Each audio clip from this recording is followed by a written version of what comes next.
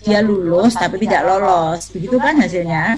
Lulus tapi tidak lolos. Nah, di tahap 3 optimalisasi itu ujian kedua kan masih di satu kabupaten atau wilayah kewenangan. Misalnya Kabupaten Wonogiri itu hanya SD SMP itu bisa pindah antara SD SMP milih. Kecamatan mana ya, Polo Wonogiri lah, antar kecamatan itu boleh pindah milih ya. Milih antar sekolah, antar kecamatan, bisa antar di dalam satu kewenangan kabupaten. Sedangkan provinsi itu kabupaten, misalnya guru SMA Kabupaten Karanganyar bisa milih SMA Kabupaten Wonogiri, SMK di Sragen itu kabupaten, itu satu kewenangan di dalam kabupaten. Itu ya, itu untuk ujian kedua. Jadi masih boleh milih antar sekolah, antar jabatan dalam satu kewenangan. Sedangkan di ketiga itu boleh milih di luar daerah kewenangan. Dan jika nanti tadi saya gambarkan ada 180.000 yang tidak yang milih, itu optimalisasi. Jadi jika mau tetap menjadi PNS ASN ketiga tahap ini, bisa memilih formasi-formasi yang masih kosong itu tadi. Optimalisasinya di sana. Apakah mau di Nias ataukah mau di Papua mudah tertutup untuk orang Papua, Maluku, Tanimbar, itu yang disebut dengan optimalisasi. Nah, optimalisasi itu masih di ranking lagi.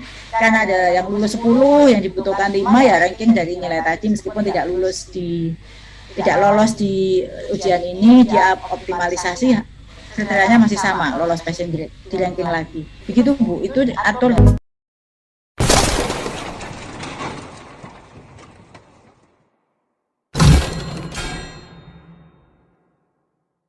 Bapak Ibu yang saya hormati, ini saya melaporkan dulu ada perubahan lini masa. Kalau yang dulu teman-teman sudah lulus ya di ujian pertama kemarin, ini ada masa sanggah sudah selesai. Nah, ujian kedua kemarin baru terlaksana dan perankingan pengumuman masa sanggah pemberkasan yang lulus ujian pertama daftar ulang ujian pertama itu di November nanti. Tanggalnya belum bisa saya sampaikan ya semuanya karena ini masih sedang kita rencanakan tanggal untuk seleksi kedua. Tapi kira-kira sudah dimulai di minggu ketiga November.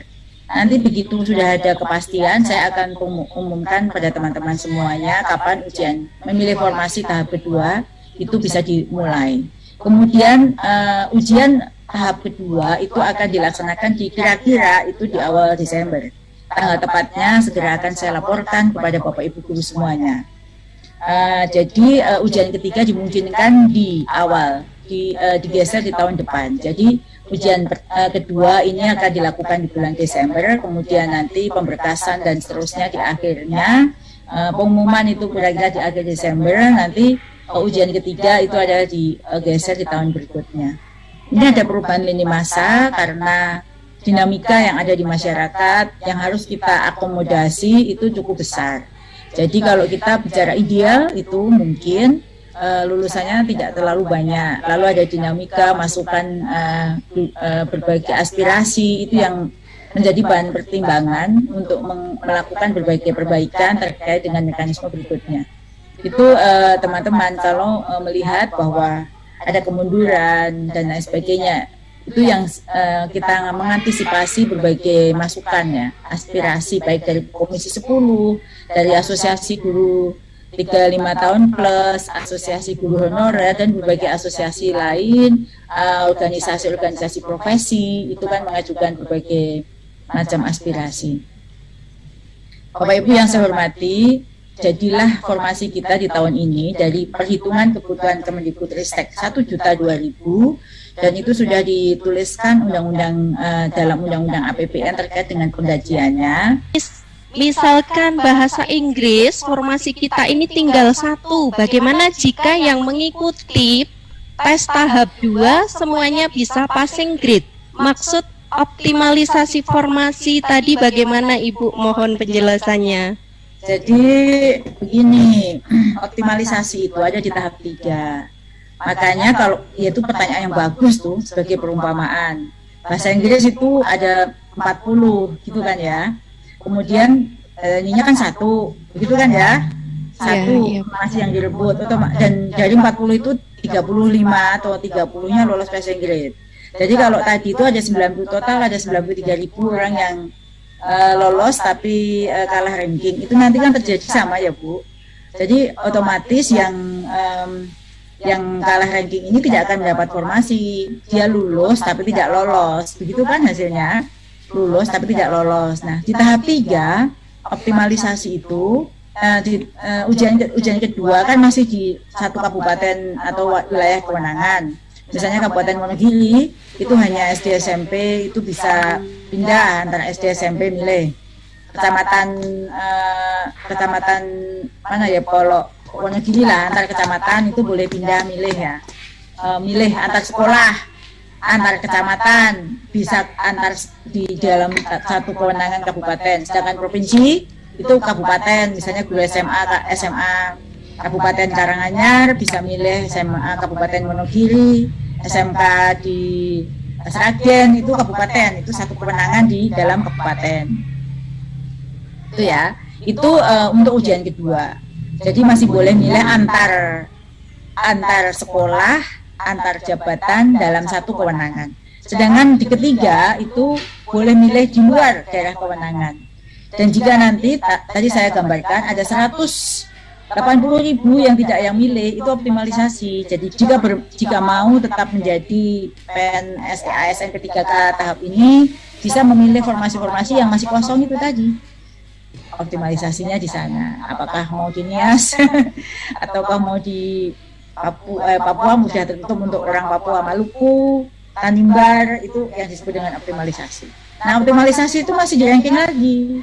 Karena ada yang lulus 10, yang dibutuhkan 5 ya ranking dari nilai tadi, meskipun tidak lolos di ujian ini, dia optimalisasi kriteриanya masih sama, lolos passing grade, di ranking lagi. Begitu Bu, itu diatur dalam Permenpan RB. Iya, terima kasih Ibu. Kemudian ini ada pertanyaan lagi Bu di kolom chat. Izin bertanya Ibu Nunu, untuk tahap 2 apakah induk dan non-induk masih diberlakukan seperti tahap 1 sesuai dengan Permenpan? Ya, jadi mohon penjelasannya Ibu. Ya, terima kasih. Jadi kalau aspirasi dari masyarakat sih memang untuk yang induk itu masih dikunci lagi di tahap 2. Namun itu kan berlawanan dengan Permenpan ya. Kalau Permenpan itu mulai ujian kedua itu mulai terjadi persaingan bebas, gitu kan? Itu di Permenpan ya. Rupanya upaya kita untuk memberikan kesempatan lagi induk itu belum bisa diterima untuk ujian sekarang. Jadi tahap 2 masih mengikuti mekanisme yang ada di dalam Permenpan RB, bahwa setiap jabatan bisa dipilih oleh siapapun dalam daerah kewenangan yang sama, terbuka untuk umum. Untuk kriteria pelamar 1, 2, 3, 4. Jadi ada 1 itu guru honorer sekolah negeri, 2 guru K2, 3 guru honorer sekolah swasta, 4 lulusan PPG yang belum mengajar. Ada 4 kriteria itu, boleh milih dimanapun dalam satu kewenangan Mbak. Itu untuk ujian kedua. Iya, terima kasih Ibu. Kemudian kami buka kembali pertanyaan. Ada yang sudah raise hand. Di sini ada Ibu Junita. Silakan Ibu Junita untuk menghidupkan mikrofonnya dan langsung bertanya kepada Ibu Nunu. Baik, terima kasih Bu atas kesempatannya. Selamat pagi. Yang mau saya tanyakan di sini, saya ujian tahap 1 ya Bu, kemarin itu saingan saya setelah saya selidiki ternyata adalah guru swasta Bu. Saya melakukan sanggah, tapi sanggah saya itu jawabannya berlawanan dengan apa yang saya sanggahkan Bu. Padahal saya sudah upload bukti-bukti yang diberikan. Nah, yang saya jadi pertanyakan, teman saya yang lain yang ternyata temannya adalah saingannya adalah guru swasta, nilainya dinolkan, tapi beberapa dari kami yang ternyata saingannya juga adalah guru swasta, yang jelas-jelas dia saat ini sudah tidak mengajar di swasta. Kenapa kami tidak diperhatikan gitu Bu? Ada beberapa, tapi beberapa yang lain nilainya kan dinolkan seperti yang ditanyakan oleh rekan yang lain tadi ya Bu ya. Apakah karena kami tidak memiliki sertifikat pendidik jadi kami tidak dilihat sanggahannya Bu? Seperti itu pertanyaan dari saya. Terima kasih Bu. Ya, saya jawab langsung ya Mbak. Ini, Iya. ini jadi begini, setiap sanggah, setiap sanggah yang maju itu kita konfirmasi dengan bukti fisik. Jadi bukti fisiknya itu tertera dalam dapodik. Ada juga yang salah ya, misalnya yang salah itu contoh teman-teman itu sebenarnya bukan salah karena dia itu sebenarnya sudah pindah di sekolah swasta, ditugaskan di sekolah swasta, tetapi dapodiknya itu masih ada yang menggunakan masa, karena kan di situ adalah yang boleh ikut ujian adalah guru yang terdaftar di dapodik tok ya, dan guru yang penting terdaftar di dapodik. Tapi ketika afirmasi baru yang aktif 3 tahun berturut-turut, maka ada yang terdaftar di dapodik, dia ngajar tahun berapa, dia tidak aktif, kemudian dia menjadi operator, ya kan, kemudian dia mengikuti lagi. Dia statusnya guru, tapi 1 tahun 2 tahun off, dia bisa ngikut. Ada pertanyaan sanggani, kok dia operator bisa ngikut, tapi dia pernah jadi guru, dia terdaftar di dapodik sebagai guru, tapi dia 2 tahun 3 tahun tidak mendapat jam mengajar, dia boleh ikut, tetapi tidak ada afirmasi apapun. Satu. Ini yang tadi pertanyaan Ibu tadi. Jadi ketika menyanggah itu, menyanggah untuk dirinya ya, bukan menyanggah orang lain. Kalau tadi kenapa dia yang lulus bukan saya, itu pasti nggak diperhatikan karena sanggahan itu hanya untuk diri sendiri. Mengapa saya tidak? Karena saya merasa saya 3 tahun berturut-turut, kenapa afirmasi 3 tahun berturut-turut tidak tidak ada, tidak saya dapat, gitu kan? Misalnya merasa, ternyata setelah kita cek yang seperti itu banyak. Sebagian besar sanggahan itu merasa dirinya berhak untuk mendapatkan afirmasi di atas 35 tahun dengan 15 poin atau 75 karena merasa 3 tahun berturut-turut, syaratnya ada tertulis jelas 3 tahun berturut-turut tanpa putus mengajar di dapodik. Artinya mungkin ada ibu bapak yang setelah kita cek itu tidak berturut-turut. Jadi ada 1 semester, 2 semester, 1 tahun, 2 tahun putus. Sehingga tentu kalau itu sampai kita beri afirmasi itu ada yang bisa mem-PTUN kan karena dasarnya bukti dia tidak 3 tahun kenapa dapat afirmasi. Nah, itu yang harus dilihat lagi untuk melihat kembali ya, karena kami itu menerima WA banyak sekali yang seperti itu. Bahkan dari menggunakan berbagai kekuatan itu untuk menyampaikannya, tapi kita berpegangnya pada data yang ada di dalam dapodik bahwa 3 tahun berturut-turut tanpa putus itu ada di dalam pasal Permenpan RB 28 untuk mendapatkan afirmasi 15%. Tidak ada pengaruhnya yang punya serdik atau tidak, karena kan ketentuan serdik itu langsung dapat 100, ya kan? Serdik itu langsung, yang guru negeri yang punya serdik itu pasti lolos karena dia dapatnya kompetensi teknis 100.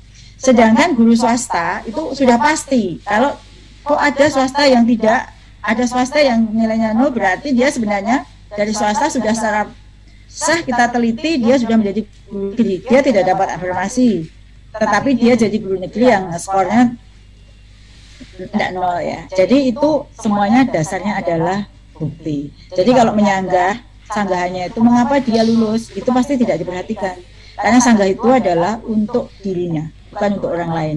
Sedangkan sanggah yang untuk orang lain itu misalnya kadis, kepala dinas itu bisa bersurat ya, tidak ada dalam SSCASN, tapi karena dia yang tahu persis data A, B, C, D, dia bisa bersurat. Itu baru nanti menjadi pertimbangan tim Panselnas. Itu kira-kira jawabannya ya Bapak Ibu. Iya, terima kasih Ibu. Dan ini ada satu lagi Ibu. Ya. Dari peserta, kapan pemberkasan lolos tahap 1 Ibu? Kemudian mungkin nggak jika di tahap 2 pemerintah kabupaten menutup untuk pengisian formasi di tahap 3? Ya. Mohon penjelasannya Ibu. Ya, pemberkasan tolong Bapak Ibu ngecek di akun SSCASN-nya. Karena di situ SSCASN pemberkasan itu sudah bukan kewenangan kita Kemendikbud ya. Kita sudah mau menyediakan dan pemberkasan itu ada di BKD. Jadi nanti BKD yang mengirimkan pesan lewat akun SSCASN-nya seharusnya ini sudah dimulai. Tapi memang mungkin belum karena kan baru ketentuan ujian seleksi kedua ini kan baru akan dibuka. Sedangkan pertanyaan kedua, ini pertanyaan terakhir ya Mbak kan, sebelah saya ada agenda. Saya tahu kalau banyak sekali yang raise hand ya, dan nanti akan saya buat ini apa IG live, nanti saya umumkan kalau memang ada pertanyaan di live IG. Tapi pertanyaan yang kedua tadi itu tidak disetujui oleh Dewansanas. Jadi ada daerah-daerah karena mempertimbangkan anggaran. Jadi sebenarnya anggaran itu ketidakpahaman ya, bukan ketidakpahaman. Informasi dari DJA, Direktorat Jenderal Anggaran itu belum sampai dengan baik kepada daerah bahwa merasa anggaran DAU-nya tidak ada. Sebenarnya itu ada. Sehingga mereka kemarin sudah teridentifikasi kemarin sore, hari Jumat sore itu rapat Tanselnas membahas hal ini. Itu tidak disetujui. Jadi daerah-daerah yang sudah tanda tangan surat pernyataan SPTJM bahwa Kabupaten A akan menerima formasi 2.000, ternyata di ujian 1 baru lolos 1.000, yang 2 mau ditutup. Itu kan ya pertanyaannya, tidak mau lagi itu tidak diterima. Jadi tetap akan dibuka formasi sesuai yang awal 506.000. Demikian Bapak Ibu yang saya cintai, saya hormati, saya banggakan. Jawaban dari saya itu sekaligus saya tadi sambil paparan, sambil menjawab berbagai pertanyaan publik terkait dengan beberapa hal. Saya berjanji akan memberikan satu forum untuk teman-teman khusus ini di lain waktu, karena saya tahu banyak sekali yang mengganjal di hati Bapak Ibu terkait dengan hal ini, terkait dengan seleksi guru P3K ini. Banyak sekali yang tidak dipahami. Jadi setiap apapun yang Pak Ibu sampaikan, buruk atau tidak, yang saya sampaikan Mbak Paryanti, itu di akun saya itu 50% haters, 50% bukan. Saya tidak menganggap dia sebagai haters yang mengata-ngatai, karena saya menyadari setiap pernyataan itu ada latar belakangnya. Jika kekecewaan itu pasti ada sebabnya. Melihat sesuatu dari perspektif yang berbeda. Saya menyadari dan saya kadang berpikir dalam posisi Bapak Ibu guru honorer yang ingin mendapatkan kepastian. Jadi apapun umpatan yang saya terima itu saya anggap sebagai informasi. Mungkin ini karena ketidaktahuan, maka saya sampaikan dalam setiap kesempatan seperti ini itu pelurusan informasi. Semoga apa yang saya sampaikan itu sedikit bisa menambahkan wawasan dan pemahaman Bapak Ibu tentang seleksi guru ASN P3K. Yakin bahwa Kemendikbudristek itu ada di belakang Bapak Ibu guru, karena Bapak Ibu lah aset kami yang kami sedang berjuang bagaimana guru-guru ini bisa mendapatkan kepastian. Jadi yang perlu dipahami adalah itu. Dan ada kamar-kamar tempat bekerja masing-masing yang semuanya itu salurannya bukan hanya di Kemendikbudristek. Itu mungkin Mbak Paryanti terakhir, karena jam 11 saya harus ada kegiatan yang lain. Mohon maaf jika tidak bisa memenuhi semua harapan Bapak Ibu dalam pertanyaan. Dan kepada Ibu Yuli, terima kasih untuk forum ini dan teman-teman IG, karena saya berarti bisa menyalurkan beberapa informasi yang bisa diterima oleh teman-teman guru. Harapannya sih ini live IG ya Mbak, nggak tahu Mbak, live YouTube live apa enggak, itu bisa dilihat, baca dan didengar. Terima kasih. Assalamualaikum warahmatullahi wabarakatuh. Ya, Ibu, sekali lagi kami ucapkan terima kasih. Info dari Ibu sangat luar biasa. Semoga apa yang telah Ibu sampaikan menjadi amal jariah dan mendapat lipatan pahala dari Allah Subhanahu wa Ta'ala, bisa menjadi bekal bagi kami untuk memajukan dunia pendidikan, serta bisa menjadi bekal bagi teman-teman GTK untuk dapat lolos dalam seleksi P3K tahap 2. Mohon doa restu Ibu, semoga